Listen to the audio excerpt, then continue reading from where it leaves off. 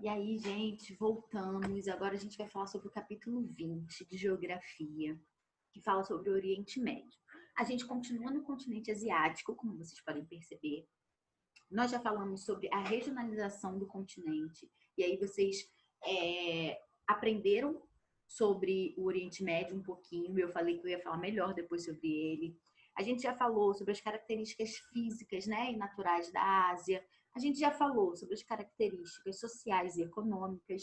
E agora a gente começa a falar especificamente de algumas regionalizações que são consideradas mais importantes por conter especificidades, né? Por conter características interessantes que a gente precisa discutir melhor, tá? Então, a primeira área, a primeira regionalização, região, né, da Ásia, que a gente vai tratar separadamente, é o Oriente Médio. Coloquei aqui para vocês, gente, os países que compõem o Oriente Médio. Sobre a localização, vocês lembram quando eu falei sobre regionalização, né, sobre a divisão em regiões, que o Oriente Médio é aquela parte considerada mais próxima do Ocidente, né? Porque ele está entre o Ocidente e o Extremo Oriente, que é considerada a verdadeira Ásia, né? Não que seja considerada, acho que é conhecida como a verdadeira Ásia, que é o Extremo Oriente, os países que estão no extremo leste do continente asiático. O Oriente Médio ele está no extremo oeste do continente asiático, então muito coladinho ali com a África, muito coladinho ali com a Europa. Então a gente diz que ele está no meio do caminho entre o Ocidente e o Oriente, tá? Os países que compõem o Oriente Médio, coloquei para vocês todos, é óbvio que não precisa gravar, mas é importante, né, ter na cabeça os principais, ter uma ideia de que eles são do Oriente Médio, né? Afeganistão, Arábia Saudita, Bahrein, Chipre, Emirados Árabes, Iêmen, Irã, Iraque, Israel, Jordânia, Kuwait, Líbano, Omã, Catar, Síria, Turquia, além do território palestino, que é um caso à parte, que a gente vai tratar daqui a pouco, tá? Primeira coisa, quando a gente fala de Oriente Médio, gente, ele é marcado pelo fundamentalismo islâmico, por conflitos internos e pela maior produção de petróleo e de gás natural do mundo. São as três coisas que vêm na nossa cabeça quando a gente fala de Oriente Médio, tudo bem? E a gente vai falar sobre elas. Coloquei aqui para vocês no globinho a localização do Oriente Médio, essa parte que está em verde aqui para vocês, destacada no mapa.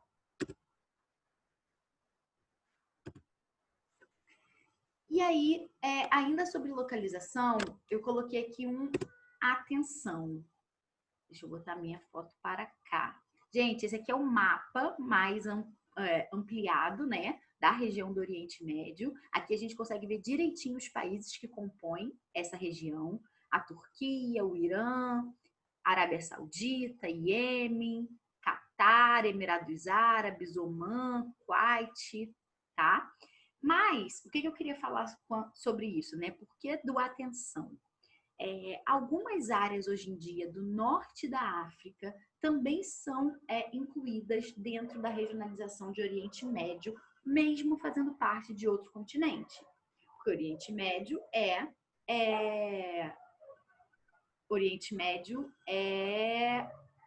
Ásia, mas alguns países da África estão sendo inclusos por um motivo específico, que é ter uma cultura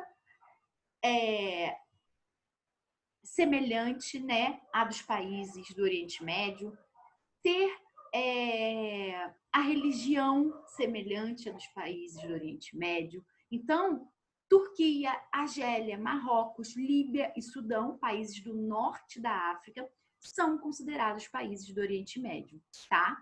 Coloquei ali para vocês que eles são próximos aos Estados Árabes, eles possuem uma política externa comum e a religião também comum, né? Vocês sabem que esses países do norte da África, eles são majoritariamente compostos por árabes, né, de religião islâmica, tudo bem? Além disso, outros fatores geográficos e culturais também associam o Paquistão ao Oriente Médio, o Paquistão e o Afeganistão, né? Que em algumas literaturas vocês vão ver sendo caracterizados em outra regionalização da Ásia. Mas, devido às características culturais, devido à proximidade, a gente também caracteriza como parte do Oriente Médio, ok? Gente, meu xizinho ficou fora do lugar, mas não tem problema. O que eu queria falar aqui para vocês? Algo que vocês possuem muitas dúvidas, né? Que é a diferença entre árabes, muçulmanos e islâmicos. Gente, será que existe diferença? Existe, tá? Geralmente a gente trata como sendo a mesma coisa, né? Quando você tá lá se comunicando, falando, e não são. Prestem atenção na diferença. Árabes. A expressão árabe refere-se à composição etnolinguística, representando a etnia dos povos que originalmente viviam na Arábia e agora estão espalhados pelo Oriente Médio. Esses povos estão unidos por uma língua e uma história em comum. Então, árabe, gente, é o povo, tá? É o povo que ocupa majoritariamente a região do Oriente Médio. Então, eu estou falando de uma etnia que possui uma língua em comum, que possui uma história em comum, que possui uma cultura em comum. Então, árabe, toda vez que a gente estiver se referindo aos árabes, a gente está se referindo a um povo, né? A uma etnia, tudo bem? E muçulmanos? Pô, muçulmano e árabe não é a mesma coisa? Não. Muçulmano é o indivíduo que aceitou a religião islâmica, testificando que não há outro Deus além de Alá e Maomé é o mensageiro e servo desse Deus. Gente, muçulmano é quem pratica a religião islâmica. Acabou. Ué, então árabe e muçulmano? Não, não é a mesma coisa.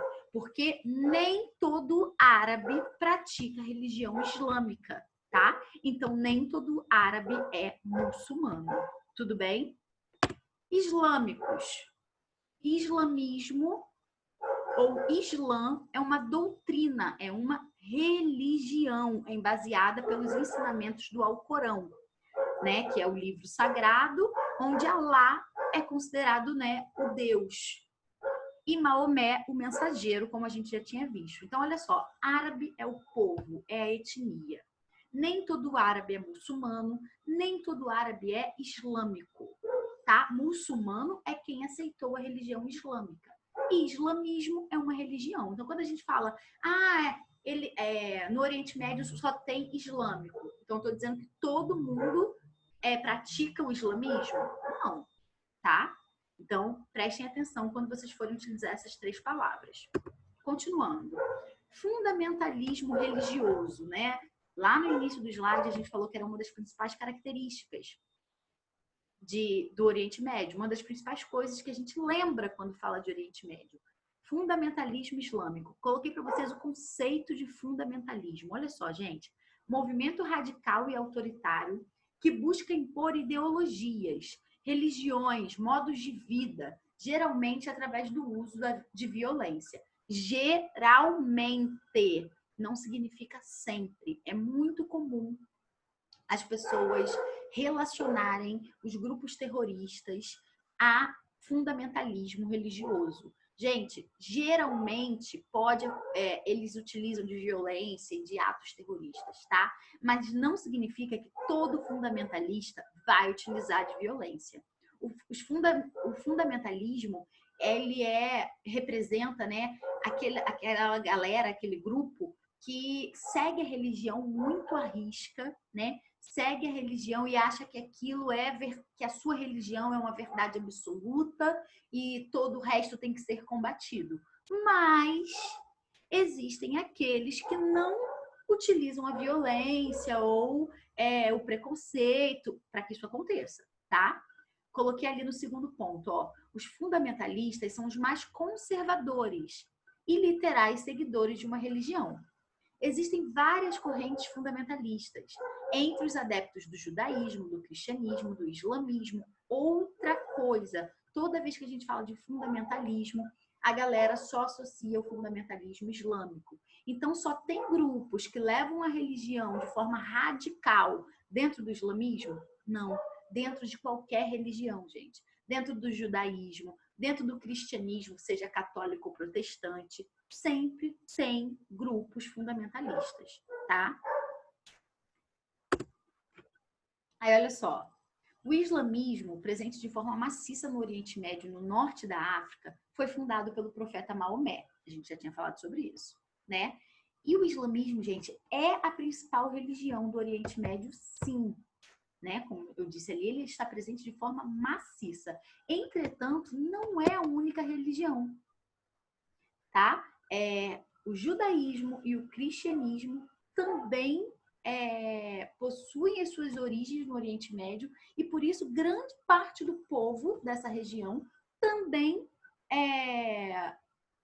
podem ser adeptos ou ao judaísmo ou ao cristianismo ou ao islamismo, tá? Então, também não dá pra gente dizer que só porque é do Oriente Médio é islâmico. Não.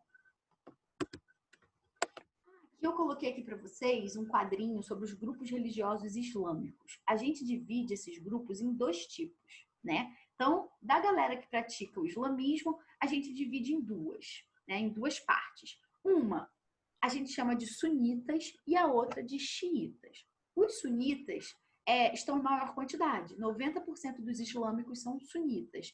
E a pequena parcela, a minoria, 10% são xiitas. E agora, o que é isso? Gente, os xiitas representam os radicais, tá? Representam geralmente os fundamentalistas. Já os sunitas, não, eles são mais flexíveis, né? Eles possuem até uma representação da religião de forma mais flexível. Por exemplo, olha aqui, para os sunitas não é preciso descender de Maomé para ser um califa, para ser um representante dessa religião. Agora, para os xiitas, só pode seguir essa religião descendente da família de Maomé, porque só eles seriam aprovados por Alá, pelo Deus, né? E tem a capacidade de tomar as melhores decisões. Então, olha o problema, gente. Todo mundo teria que ser parente de Maomé. Olha que difícil, tá? Então, geralmente, os fundamentalistas são xiitas, mas percebam que é a minoria, não são a maioria. Aí a gente entra na segunda questão, né? Não menos importante, extremamente importante, sobre o Oriente Médio, que é o petróleo. Gente, mais do que o fundamentalismo, né? Quando a gente ouve falar de Oriente Médio, a gente lembra de petróleo. Por que isso? Olha ali o que eu coloquei, das 10 maiores reservas mundiais, 6 pertencem ao Oriente Médio. Então, o Oriente Médio abriga as maiores reservas de petróleo do mundo. Das 10 maiores, gente, 6 são de lá, só 4 que não são, né? Olha aqui o que eu coloquei para vocês, o quadrinho que vem na apostila de vocês, mostrando a concentração das reservas por região. Aí olha o Oriente Médio como ganha de lavada de todas as outras. 47,6%, tá? África muito pouco, Ásia menos ainda, América do Norte um pouco mais, Europa pouco, América Central e do Sul um pouco mais. É o segundo lugar, se vocês repararem ali, tá? Porque a maior reserva de todas em tamanho, ela é inclusive da América, da nossa América, está nesse quadrinho aí de América Central e do Sul, porque pertence à Venezuela, né? Então, mas mesmo assim não dá para concorrer com o Oriente Médio. Olha aí, gente, a diferença. Além disso, além de possuir as maiores reservas de petróleo, né, o que gera, obviamente, uma facilidade para extração, né, o que propicia, o que faz com que o petróleo seja realmente o produto mais comercializado, o produto que mais gera renda e lucro para a região, ainda existe o fato de que a maior parte da região ela é geograficamente constituída por desertos. né? Então, é uma área de clima semiárido, é uma área com baixa pluviosidade, e isso dificulta outros tipos de atividades, seja a própria atividade primária, né, agropecuária, como até mesmo a atividade industrial, pelo fato de requerer mais investimento. Tudo bem? Mas pensem comigo se isso não é um problema. A gente vai ver, ó, daqui a pouquinho. Gente, outra coisa. Já que o Oriente Médio possui as maiores reservas de petróleo, né? Quase metade da produção e da exportação de petróleo do mundo vem do Oriente Médio. Os países produtores e exportadores de petróleo criaram um grupo chamado OPEP, tá? Coloquei aqui para vocês, OPEP, Organização dos Países Exportadores de Petróleo, formado atualmente por Argélia, Angola, Congo, Equador, Guiné Equatorial, Gabão, Irã, Iraque, Kuwait, Líbia, Nigéria, Arábia Saudita, Emirados Árabes e Venezuela. A princípio, gente, a OPEP era formada apenas por membros do Oriente Médio. Atualmente, percebam que não. Atualmente, países que são de outros continentes já entraram, contanto que eles sejam grandes produtores e exportadores de petróleo. Então, olha a Venezuela aí, olha a Argélia, olha a Angola, países que não são do Oriente Médio, tá? Originalmente eram apenas os países do Oriente Médio, mas hoje isso já se ampliou, tá? A OPEP, gente, é considerada um dos maiores cartéis do mundo, responsáveis por controlar o volume da produção e conquistar os melhores preços do mercado. Gente, o que é um cartel? Cartel é um tipo de modelo organizacional que visa, né, da empresa, que visa a taxação de preços, que visa o acordo de preços. O que isso significa dizer? Que não há diferença entre valor no preço da importação de petróleo, se a gente levar em consideração algum desses países que fazem parte da OPEP. Então, o preço é fixo. Mas, obviamente, esse preço não é tabelado por baixo. Ele é tabelado por alto, porque eles sabem que a maior parte do mundo depende do petróleo. Então, eles se beneficiam do fato de terem boas reservas e de conseguirem produzir e exportar esse produto, tá? Em alguns países, inclusive, o cartel ele é proibido. A gente utiliza o termo cartel para falar de cartel de drogas também. Então, assim, esse negócio de tabelar preço, ele é contra a competitividade, que é uma característica do sistema capitalista. Mas existe, né? Lembra que eu falei, gente, no slide anterior, que o Oriente Médio ele se beneficia por ter muitas reservas e tal, mas que isso também é um problema. Qual é o problema? Ser dependente somente disso. Pelo fato dele ter bastante reservas, ele criou a sua economia em volta dessa realidade, que era a produção, a extração, produção e a exportação de petróleo. Só que vocês sabem que o petróleo é um combustível fóssil, um hidrocarboneto não renovável. Então, né, ele demora anos e anos, milhares de anos para se renovar na natureza. Ou seja, ele é finito, tá? E aí, quando essas reservas acabarem, o que vai acontecer com as economias que dependem apenas dessa fonte, né? Desse modelo econômico? Com certeza vão entrar em colapso, com certeza vão entrar em crise, tá? Então, esse é um problema que esses países, principalmente os países membros da OPEP, precisam ficar de olho para poder enfrentar. Coloquei aqui para vocês, ó, que a dependência do petróleo ela acaba impedindo o desenvolvimento dos países em outras atividades produtivas, como a industrial. E eles precisam mudar esse quadro pelo fato de que um dia essas reservas vão se esgotar. Não dá para levar a economia, não tem como o petróleo carregar a economia nas costas sozinho, tá? Galera, espero que tenha sido fácil de entender. A gente falou sobre as características principais do Oriente Médio, sobre a localização, sobre a questão do fundamentalismo, do petróleo. Outra coisa, sobre os conflitos. Eu falei lá no início que o terceiro motivo também, terceira coisa que a gente lembra muito quando ouve falar de Oriente Médio é conflitos. E realmente o Oriente Médio é a região mais conflituosa do planeta atualmente, tá? Por que eu digo isso? Os maiores conflitos, as maiores guerras civis, conflitos internos estão lá. E por quais motivos, gente?